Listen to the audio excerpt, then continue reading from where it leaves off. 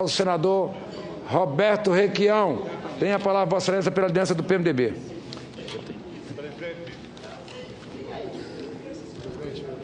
Presidente Eunício, senhoras e senhores senadores, espectadores da TV Senado, ouvintes da Rádio Senado.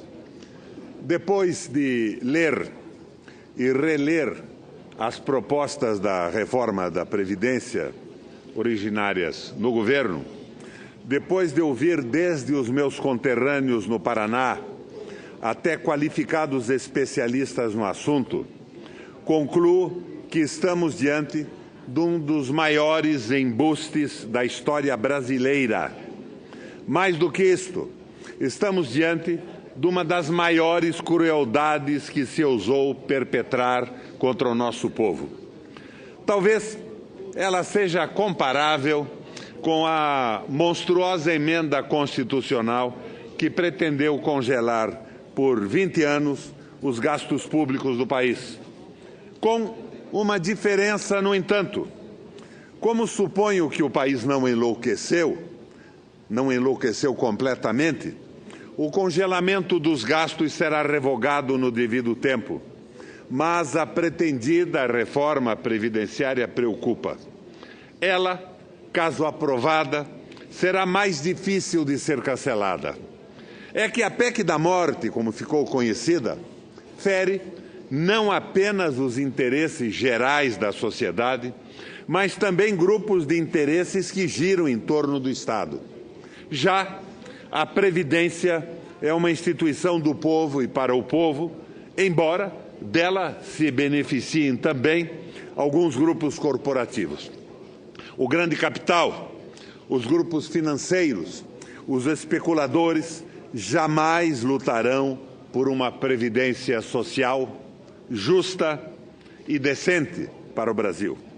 Ao contrário, eles estão por trás das grandes pressões em favor da reforma apresentada por Henrique Meirelles e Michel Temer. Não vou me ater a todos os aspectos particulares da reforma proposta. Já são suficientemente conhecidos deste plenário e da própria população. Aliás, várias entidades da sociedade civil apresentaram estudos examinando-a em profundidade, mostrando de forma definitiva, cabal, a sua impropriedade. Destaco, no entanto, entre os itens mais malignos, fascinorosos, a mudança de regras da aposentadoria. Querem agora exigir um mínimo de 65 anos de idade e uma contribuição de 25 anos para a aquisição desse direito, que sequer é uma aposentadoria integral, mas apenas 50% de uma média.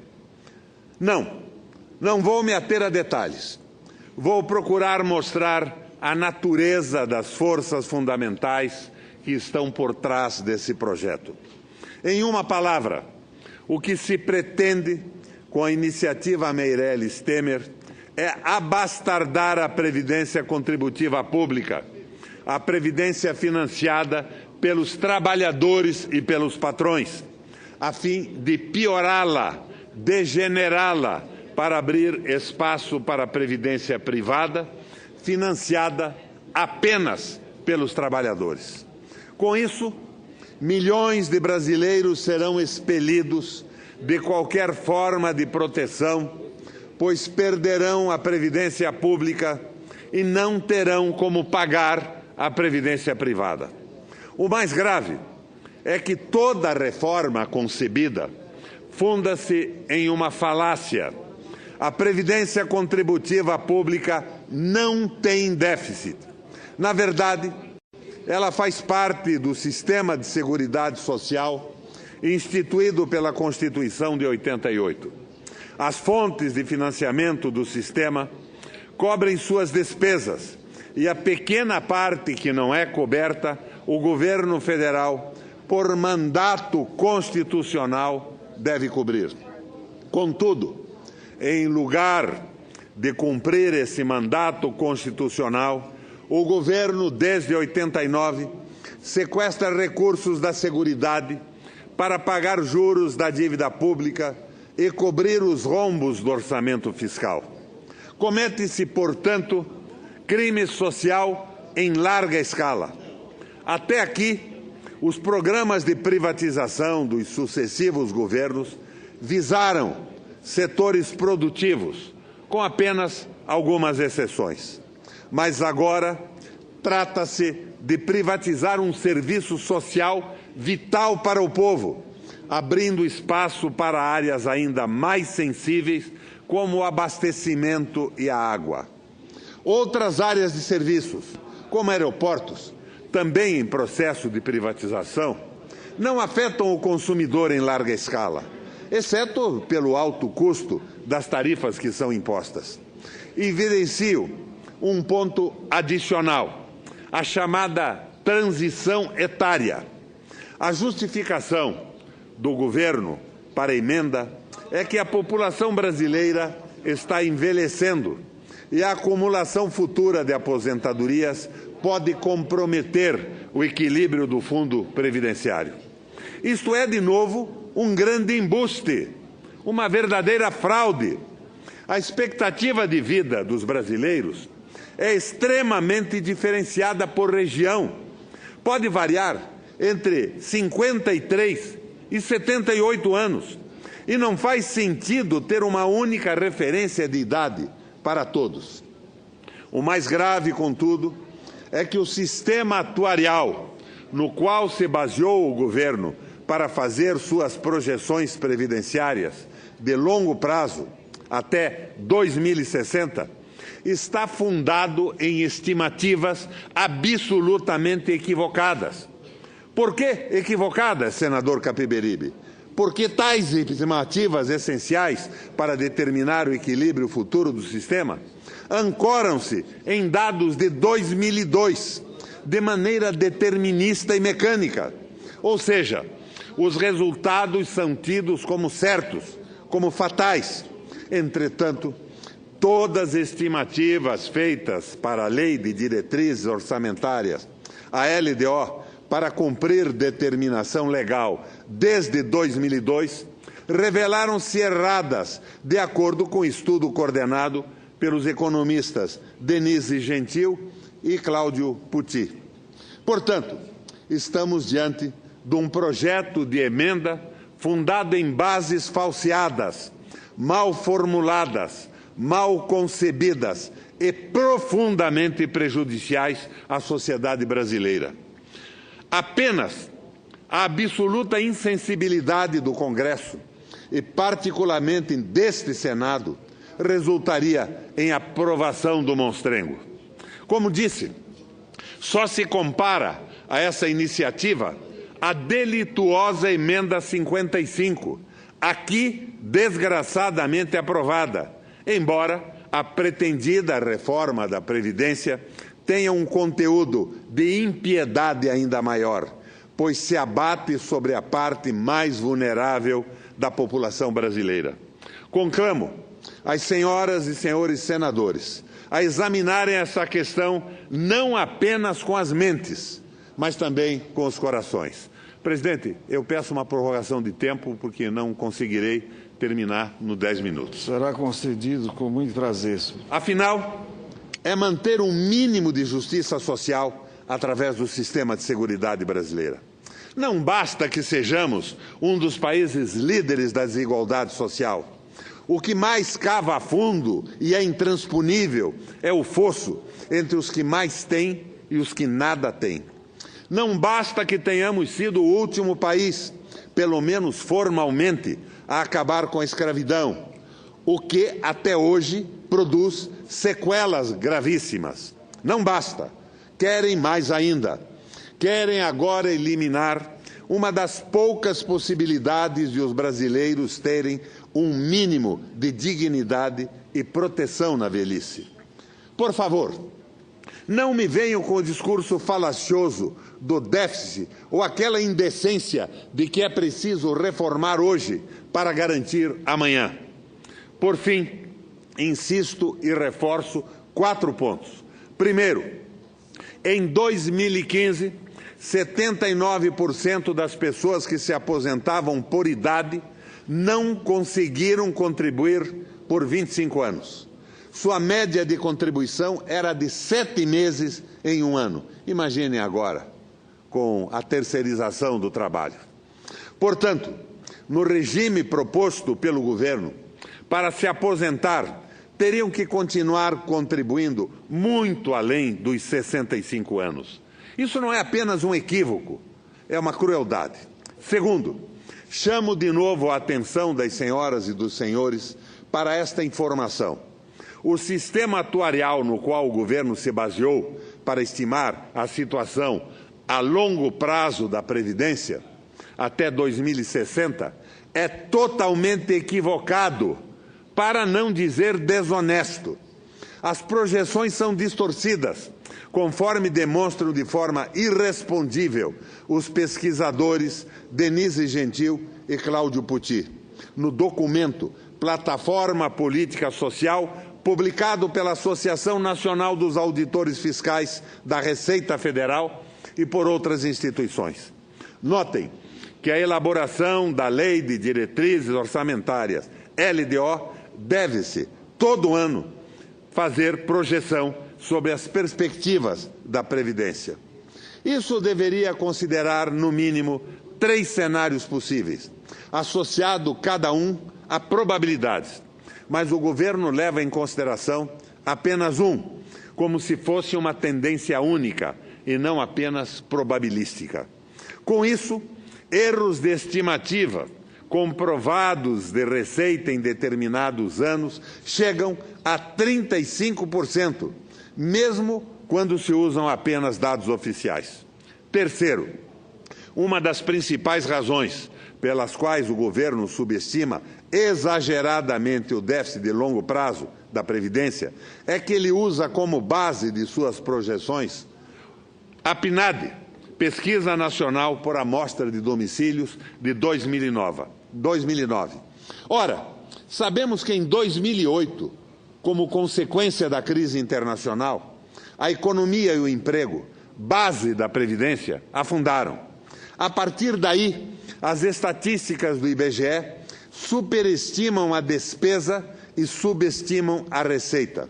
A única justificativa para isso é o propósito deliberado de dizer que a Previdência Pública vai falir, a fim de preparar logo o espaço para a entrada no vácuo da Previdência Privada. Quarto, para justificar a reforma, o governo estabeleceu comparações da expectativa de vida com outros países, notadamente da OCDE. Eis outra fonte de distorção e manipulação. Temos um país imenso, com grande diversidade de situações. A expectativa de vida difere de lugar para lugar, não só entre regiões, mas até mesmo, senador Cristóvão, dentro de uma mesma cidade. Em São Paulo, por exemplo, no Alto Pinheiros, a expectativa de vida é de 79 anos e meio. No Grajaú, é de 56. Não faz nenhum sentido basear a Previdência numa expectativa de vida média, pois isso seria uma tremenda discriminação contra os pobres, muitos dos quais não chegariam a aposentar-se, porque morreriam antes da aposentadoria. À guisa de conclusão, como se dizia antigamente, refiro-me a uma antiquíssima, 5 vezes centenária política nacional de nossas classes mais abastadas e também nas nem tanto endinheiradas, a sonegação. Segundo estimativas consideradas e bastante conservadoras, apenas meia centena de empresas brasileiras devem cerca de 500 bilhões de reais à Previdência. 500 bilhões! Mas como é tradição nesse país, rico não paga imposto. Vamos escochar então, esfolar, esbulhar, saquear, roubar os trabalhadores e os idosos para suprir um fantasioso, mentiroso e fraudulento déficit da Previdência. Não é possível que o Senado da República, tranquilamente como fez com a PEC 55, engula dados estatísticos mentirosos, errados ou deliberadamente falseados. É preciso que se corrijam erros e vícios que existem claramente dentro da estrutura previdenciária. Mas o que se pretende fazer é oferecer à banca que está mandando nesse país um presente complementar aos juros fantásticos que já são os mais altos do mundo. A administração da previdência privada, então, como se pretende, exclusivamente paga pelos trabalhadores. Senador Cristóvão, com prazer lhe concedo uma parte. Senador, primeiro, a minha concordância é de que há divergências de números. Por isso, eu fui dos primeiros a assinar a CPI da Previdência. Eu acho que aí a gente vai poder esclarecer muitos desses dados. Eu, pessoalmente, tendo a ver os números da crise da Previdência como verdadeiros. Até porque os que dizem que não tem crise é porque colocam como contribuições recursos que não estariam indo para a Previdência, mas também eles colocam que recursos que são contribuições da Previdência estão indo para pagar benefícios a quem não contribuiu, que é a Previdência Rural, por exemplo. Mas aí a gente não pode tirar esses pobres do benefício. Portanto, a Previdência Rural não pode ser carregada em cima da contribuição de patrões e empregados. Muito bem. Então, ela é um movimento de solidariedade da República com trabalhadores que ficaram durante toda a vida fora da Seguridade Social. Então, vamos na reforma da Previdência dizer de onde virá o dinheiro para cobrir isto, mas não ignorá-los, como estão querendo. Vamos ver, de onde é que a gente tira o dinheiro? A gente tira o dinheiro dos transportes, de subsídios, da educação, mas vai ter que tirar de algum lugar.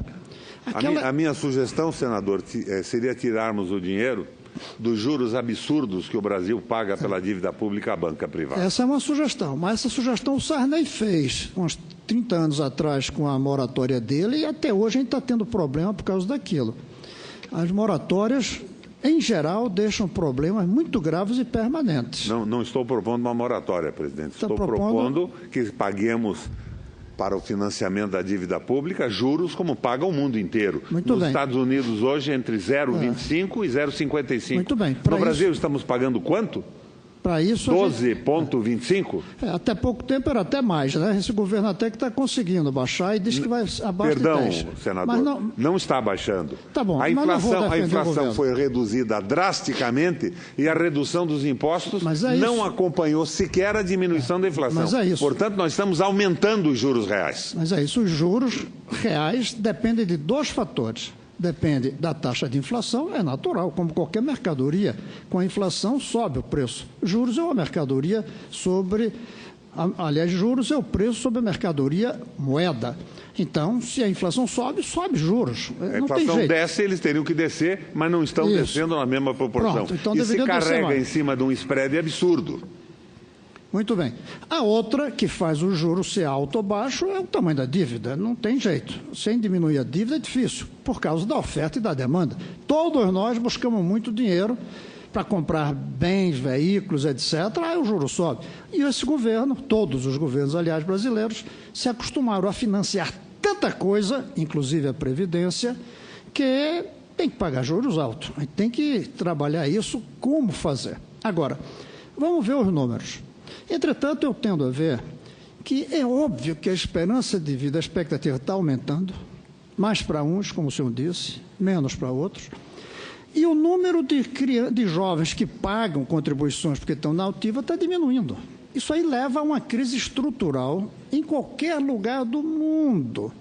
Por isso a gente tem que enfrentar e fazer uma reforma. Eu não diria a reforma do governo. Eu, por exemplo, não aceito votar nos próximos muitos anos, talvez, a redução da idade de aposentadoria dos professores. Eu acho que professor, no futuro, vai poder trabalhar até mais idade, quando a sala tiver ar-condicionado, as cadeiras forem confortáveis, os alunos bem comportados, eles tiverem período de sabático. Hoje não. Sistemas eletrônicos de apoio. Isso, hoje não. Então, hoje a gente vai ter que manter. Eu não voto para mudar a idade dos professores.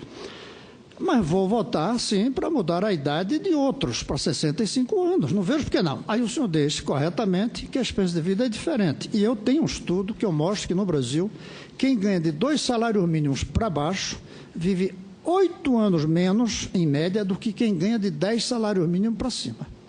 Talvez aí a saída seja, o senhor citou bairros de São Paulo, dizer, quem mora em tal bairro, a gente vai ter uma idade mínima obrigatória alta.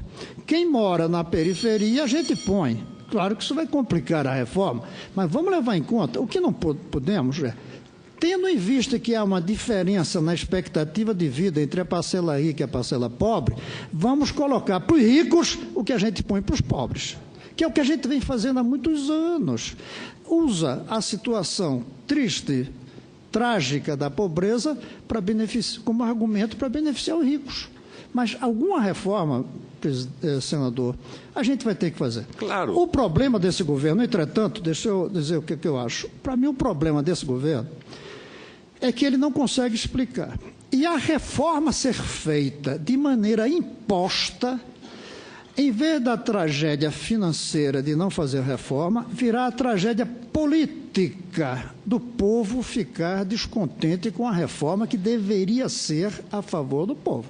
Esse problema esse governo está criando, pela incompetência de se explicar, inclusive os números.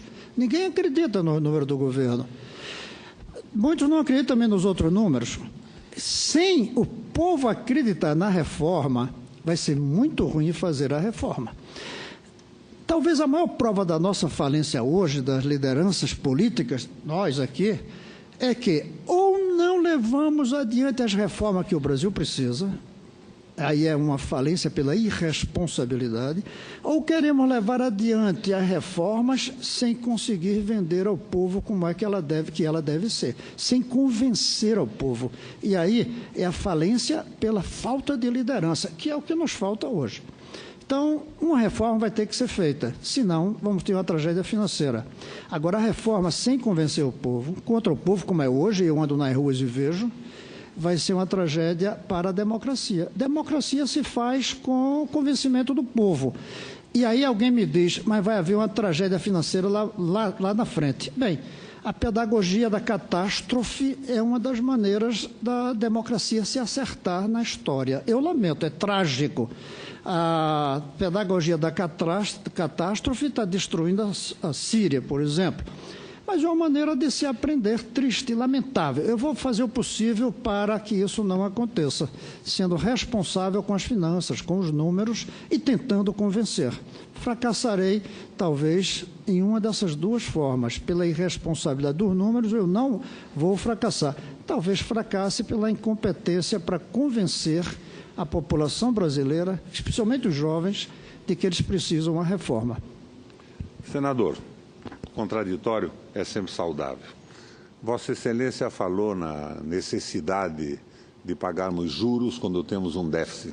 Eu só queria lembrar a Vossa Excelência e ao plenário que na época de ouro das commodities brasileiras, quando a China elevou o seu crescimento, as suas compras, que nós tivemos um aumento brutal de preço e superávit, os juros continuaram sendo os mais altos do mundo.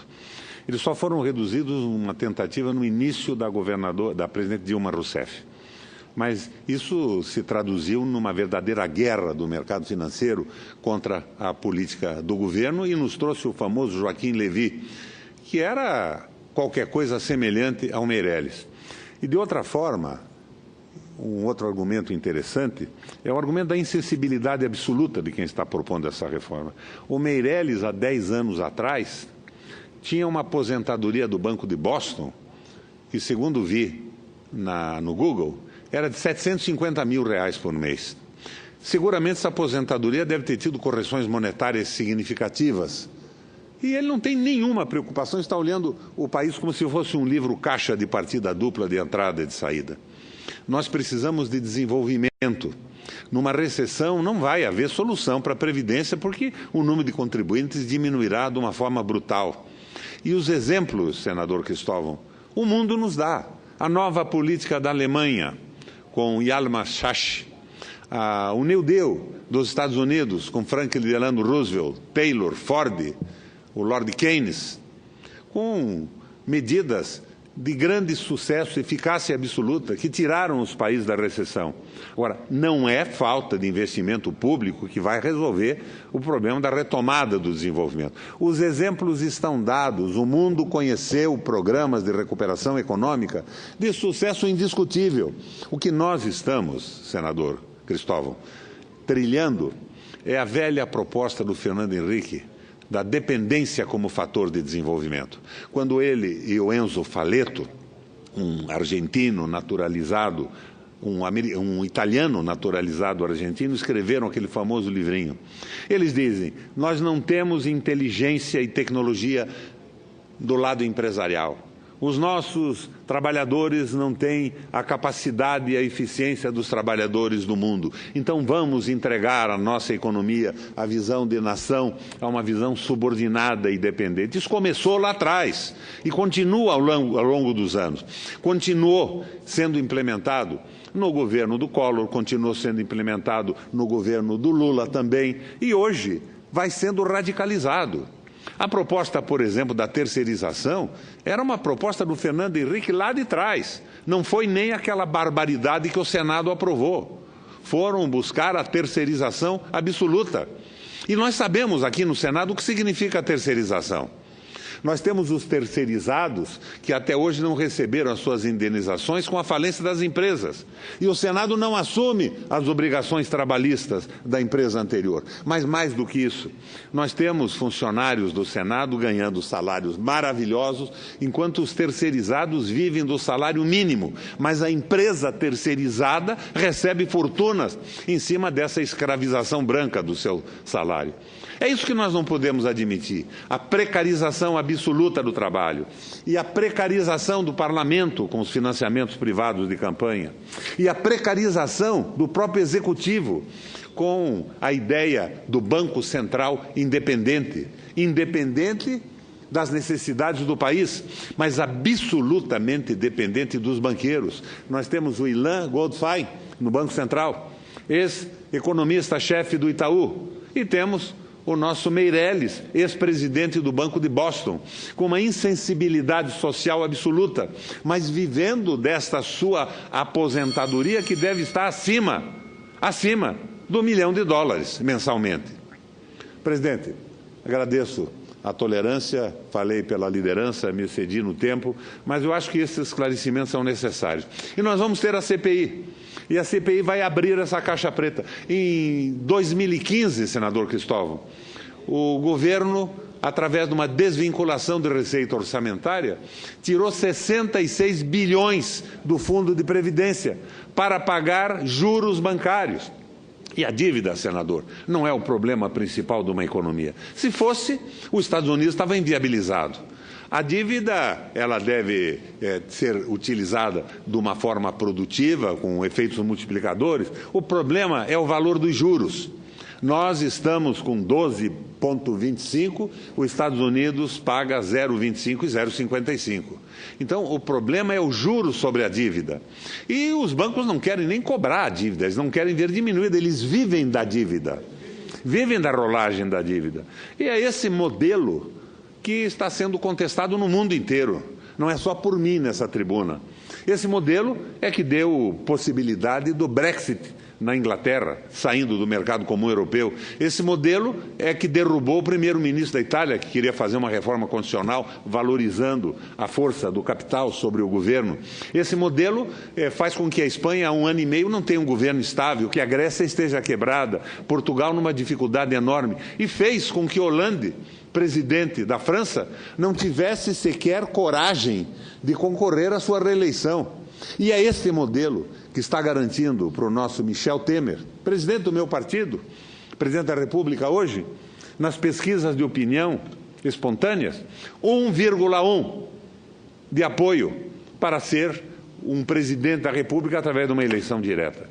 Nós estamos num caminho extremamente errado, mas vamos ter oportunidade de mergulhar em profundidade na Comissão Parlamentar de Inquérito. Agora, nós não podemos admitir que, de repente, a República, o que aprendemos nas universidades, o que aprendemos na luta partidária, na administração pública que exercemos em todos os níveis do Brasil, sermos substituídos por ideias do Meirelles e de 2 ou 3 economistas subordinados aos grandes bancos. Tem que haver uma reação. Se não tivermos uma reação, não vamos ter uma previdência quebrada, senador Cristóvão. Nós vamos para o caos e para o conflito civil. Obrigado, presidente.